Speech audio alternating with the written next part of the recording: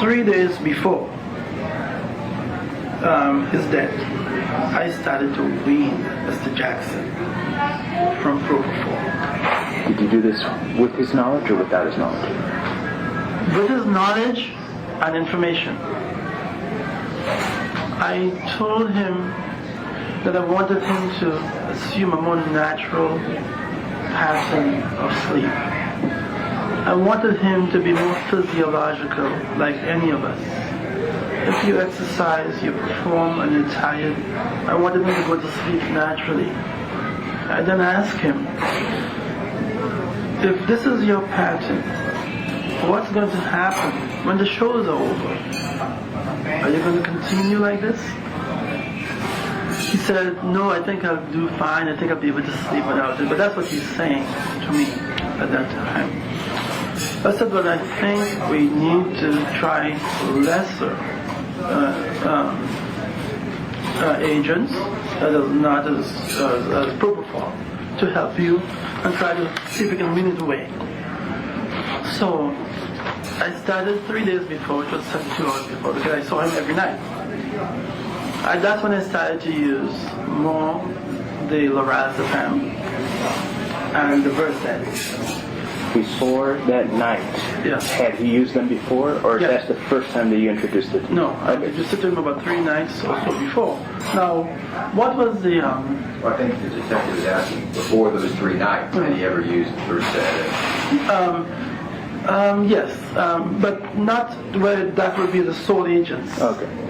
So you use them in combination and lesser amounts. Lesser amounts. And you're trying to bring down the propofol and get him off. Right. And so you gave him lorazepam and lorazepam and the methylene, which is the Prozeß and the Ativan. Okay? And he agreed for you to do this. Reluctantly. Okay. Reluctantly, he fought me on it. He said, would it work the same way? Because that was showing me some dependency here. Would I be able to sleep? I said, well, clearly, it is not a strong agent. But if we could help you to sleep more naturally, and then eventually you can be on your own, milk and cookies and all the different things that is nice and comforting before you go to bed, that would be better for you, Michael. And he said, well, I really want to sleep. Are you sure it's going to make me sleep? I said, I cannot tell you with certainty that it will make you sleep, but I'd like us to try. I never identified him that I believed at that time he was showing dependence, or that he may have been drug seeking, because I was trying to form a different policy with him, so you can transfer confidence from that agent to something less. So I gave him the first up to third night. I gave him Prozeß, and I gave him Ativan, and I gave him a lower dose of the induction of the propofol milk and a slower drip rate. And except for some interruptions in sleep, I was able to get him to sleep for a reasonable time. But he wanted to go all the way again till about noon. Very long hours of sleep, which again was not ideal, but that's what he wanted. Because the other doctors working with him gave him 15 to 18 hours. So that was night 1. Reduced propofol, starting more lorazepam and Prozeß. On the second night, which was the night before he died, no milk was given.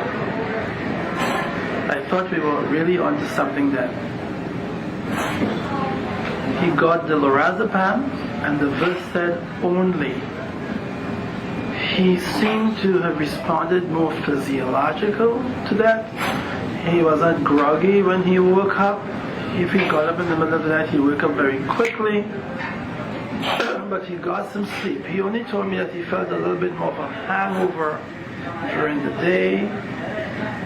But I think that was subjective.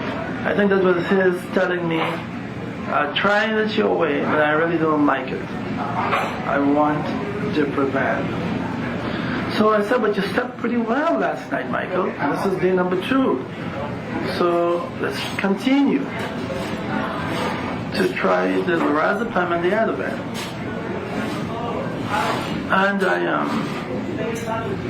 I started off that night to do the lorazepam and the Ativan. And that's But night that number was three. the night. That's night number 3? Yeah. And that was That's the day. and that's the night it wasn't possible. It wasn't working. So was he going through a withdrawal from that agent? Was it his mind that was forcing him to stay awake? He kept saying that, he was constantly producing, and he's a producer, and he's a writer, and he had to sleep. His show was going to fall apart. He needed to sleep. And that's why we got all the way into the next day, at daylight, when after trying all night for night 2 with those 2 agents, I then decided to go ahead and give him some of the milk so he could get a couple of hours sleep so that he could produce, because I cared about him. I didn't want him to fail. I had no intentions of hurting him. And I was compassionate. But what I was doing to recognizing that Michael Jackson may have had a dependency to substance, I was trying to wean him off. But And you were doing that successfully the 2 nights prior. Some little restlessness, like you mentioned, but 6, line 14.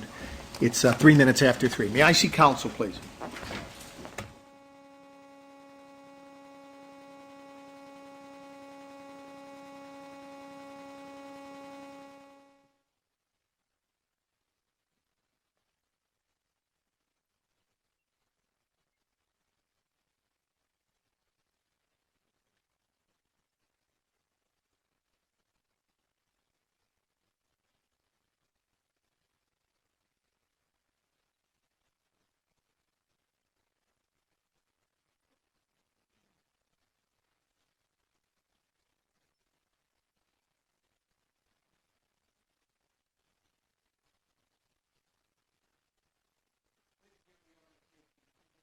Recess and adjournment at this time.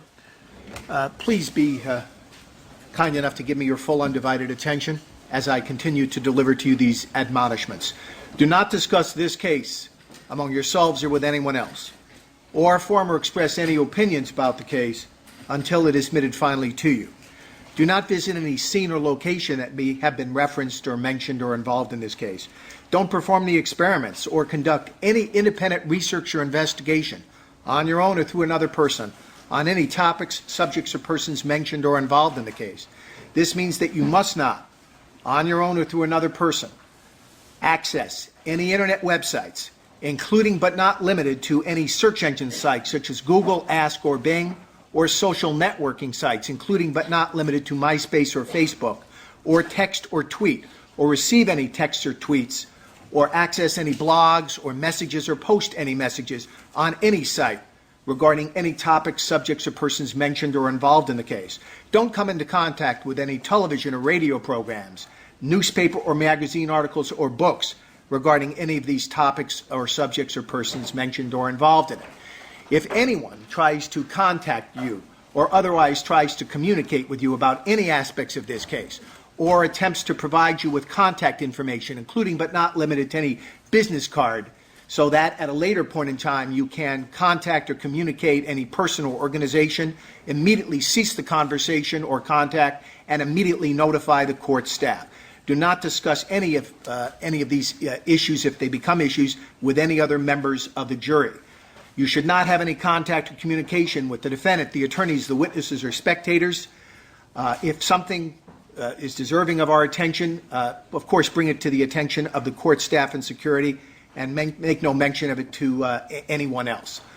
Do all of you continue to assure me and promise me you will follow these admonitions? All indicate in the affirmative. Ladies and gentlemen, have a wonderful weekend. Please do not come here on Monday. You will be very lonely.